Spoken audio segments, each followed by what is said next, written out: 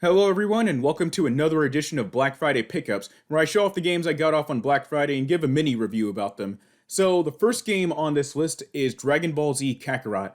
Dragon Ball Z Kakarot is an action RPG mixed with fighting game elements, and it's developed by CyberConnect 2, the guys responsible for most of the Naruto Shippuden games.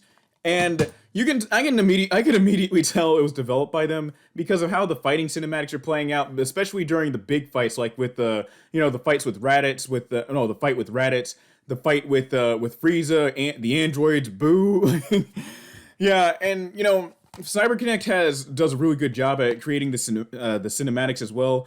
And this game got some criticism because it's yet another retelling of Dragon Ball Z, which is fair, I guess, but still, I don't know. It's kind of a love letter to fans that grew up on Z. I did. I grew up watching the reruns on Cartoon Network and Toonami, and I also grew up watching Dragon Ball Z Kai on Nicktoons Network.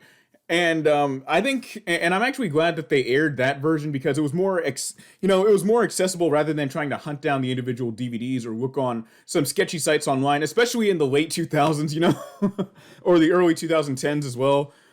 But yeah, Dragon Ball Z Kai, it's a great action RPG, and I love the stat distribution, the skill trees, and how you're able to permanently raise stats by cooking, which is somewhat of another staple of certain characters in the game like Chi Chi, and so yeah. Next game is Doom Eternal. So Doom Eternal, one of the best action games I've played all year, and I didn't. Yeah, I saw this game. I actually wanted to get it last year when it came out. I remember all the memes that were popping up because it was coming out on the same day as Animal Crossing New Horizons, which came out during at the starter code when everyone's getting locked up. So everyone had a choice between playing this or Animal Crossing, and both games sold pretty well too. Even id Software, the guys behind the game, they even threw some jokes and memes out there about the game coming out the same day as Animal Crossing. But the game itself, how was it? Really fun, really awesome, brutal, hard. Yeah, it's hard as hell too. I got my ass kicked a few times during the first level. I'm playing on ultra violence mode, and I know there's a mode in the game where if you lose all your continues, you start from from the beginning, like like the old Doom that came out on MS DOS and old computers back in the day.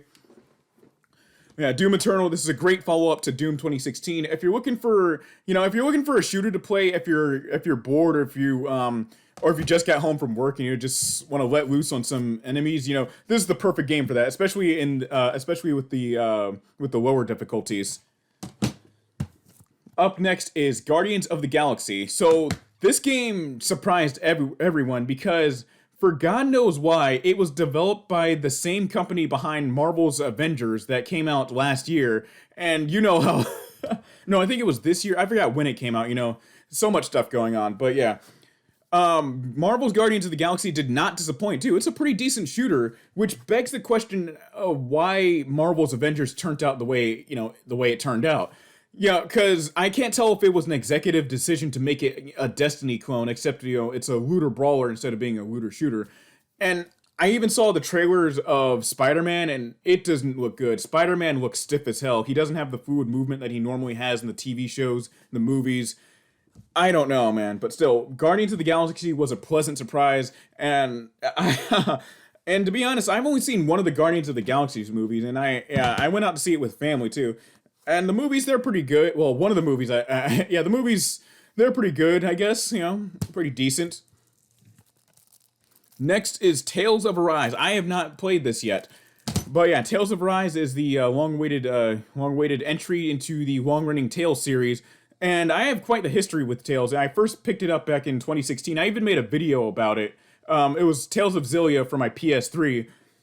And I remember not being impressed by it at first, but then a few years later I went back to play it, and yeah, it was a pleasant surprise for me. The skill tree, stat distribution, the story, the combat as well.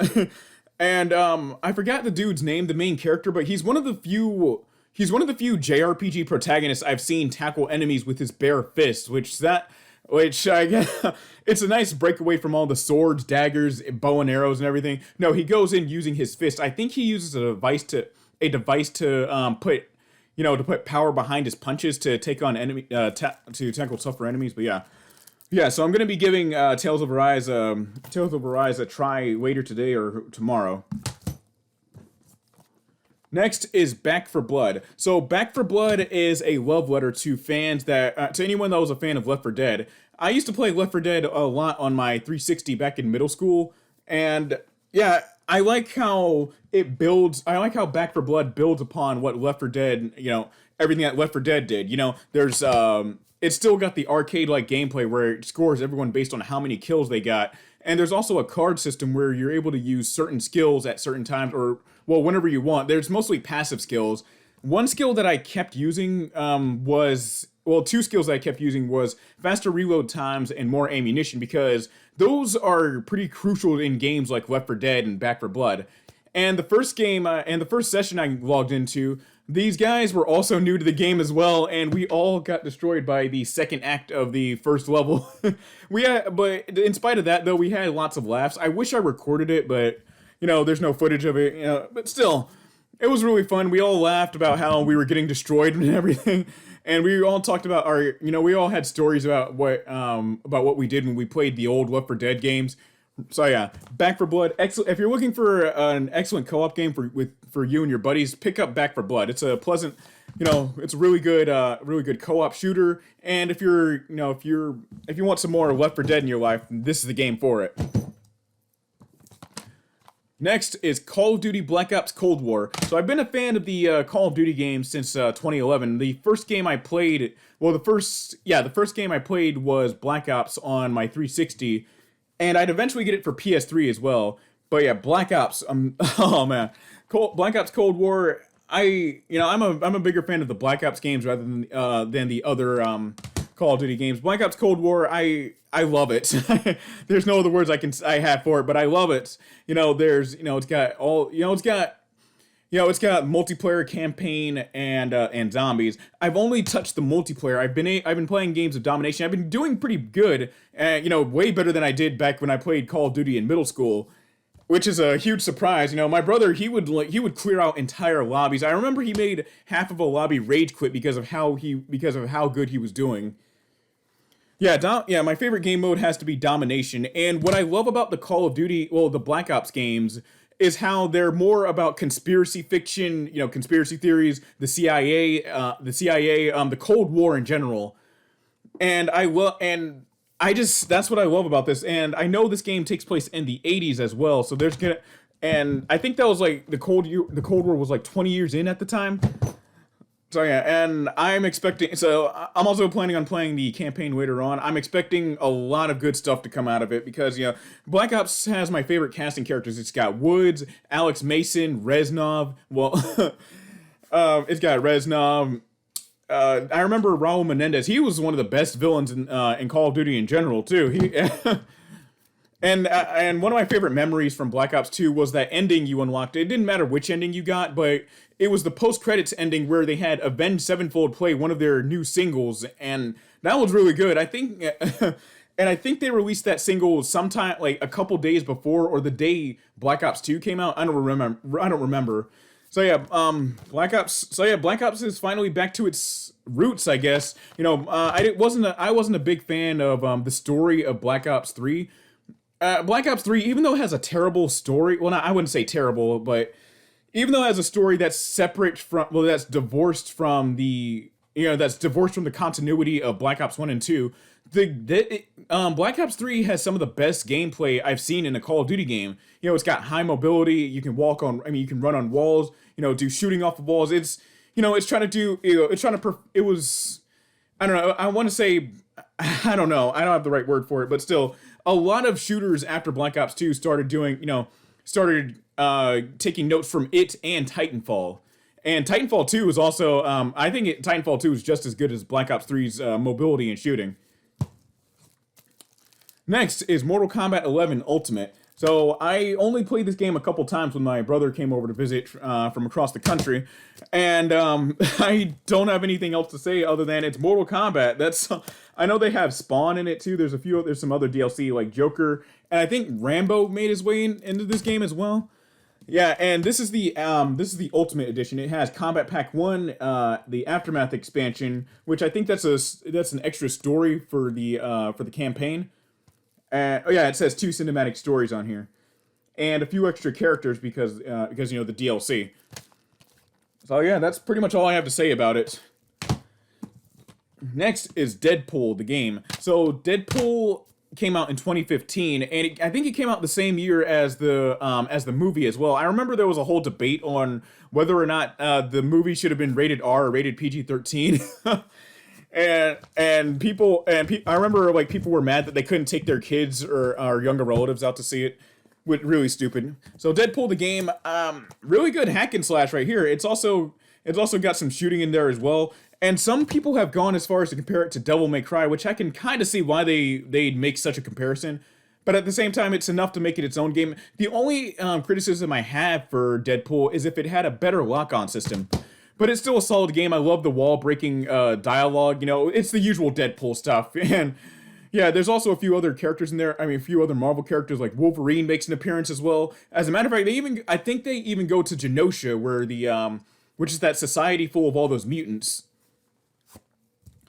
Next, Far Cry 6. I have not played this game, but I'm excited to get this installed. I also ordered an external hard drive for all these games I got too. So yeah, Far Cry 6, it's the usual Far Cry formula. There's a big dictator in town. You have to go and do all this Ubisoft stuff like climb towers, take out enemy outposts. It's a Far Cry game. I'm not. So yeah.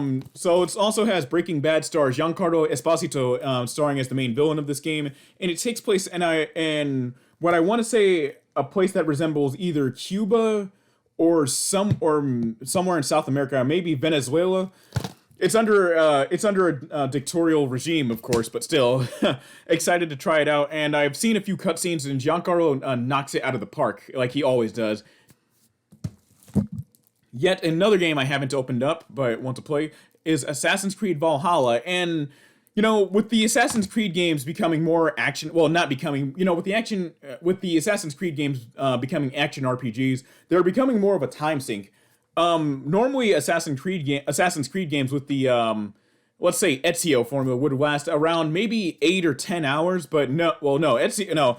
I remember it taking me far more time to finish Assassin's Creed 2 because of all those codex pages. But yeah, so this takes place during the era of the Vikings, and that's that's all I have to say say about it. And I think Assassin's Creed Origins has to be my favorite out of all the action RPG entries. I played a little bit of Odyssey as well. It's a great game. But yeah, I don't know what to expect from Valhalla. I've been hearing some mixed reviews about it. Some people love it, some people hate it. I don't know. So we'll see. Yeah, these games are becoming less stealth and more action based. Next, Sakura Wars. Sakura Wars is also an action RPG. The art style was done by none other than Tite Kubo, which for anyone that's been living under a rock, he's the guy responsible for Bleach. My childhood Bleach. I've been watching that since 2008, man, since it aired on Adult Swim. But yeah, he's responsible for writing and illustrating Bleach, and yeah, this has his art style written all over it. I could easily tell this was him. Not like you didn't even have to tell me. You didn't even have to tell me that he was the one that drew the characters. I looked at him and I thought, hey, they look familiar. So yeah, Sakura Wars is a sequel to a long-running series of games. Well, I forgot the name of it, but yeah, a long-running series of games. I'm gonna make myself look like an idiot, so I better put an asterisk somewhere in the corner. But it's a long-running series of games that have never been localized here in the Americas until a couple years back when it came out. Was it 2019 when this came out, or last year? I forgot. I don't see a copyright date on here. Who knows? But yeah, I know it's an action RPG. You get inside mech suits. Yeah. Next, we have the Crysis Remastered Trilogy. Lots of people for years have been asking for the Crysis Trilogy to be remastered because these are some of the best looking games at the time they were released. There are other games that could beat it out right now, but still, back when these games came out, they were some of the best they were some of the best looking games out there. And the first one looked so good that it coined the phrase, "Can it run Crysis?" because it was such a demanding game. you had to have the right requirements for your PC in order to even think about running it. Especially if you were running Windows, especially if you were running Windows XP at the time, which what was it, 2007? Yeah, that was, or Windows XP or Vista. No, Vista came out. I forgot when Vista came out, but still. So Crysis, I played these games in middle school. I played Crysis. The first game I played was Crysis 2. I've never touched the first Crysis game, so I can't wait to see what it's like. But yeah, Crysis 2, I love that game. How it has you running through New York City, fighting all those aliens and other mercenaries as well. It's a great game. Oh man, and Crysis 3 also takes place in the post-apocalyptic world where you're fighting all these mercenaries and aliens, and you get to blend action and stealth. I don't know what the first Crysis game is like, so I can't wait to see. But yeah, Crysis 2 is definitely my favorite. Crysis 3 is okay. I enjoyed the multiplayer as well, but yeah. And it sucks that they had to take out the multiplayer for the remaster trilogy.